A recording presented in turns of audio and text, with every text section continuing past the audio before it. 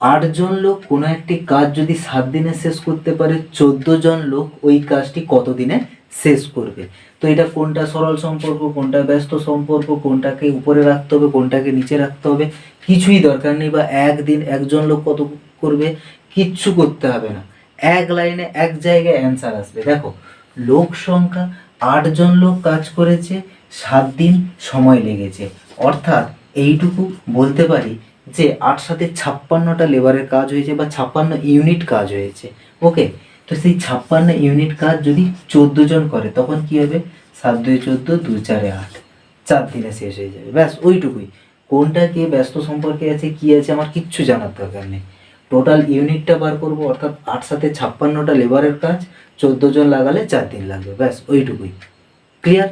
এর থেকে আর কোনো সহজ পদ্ধতি নেই। ওকে, যদি ক্লাসটি ভালো লেগে থাকে তাহলে অবশ্যই লাইক করো, চ্যানেলটিতে নতুন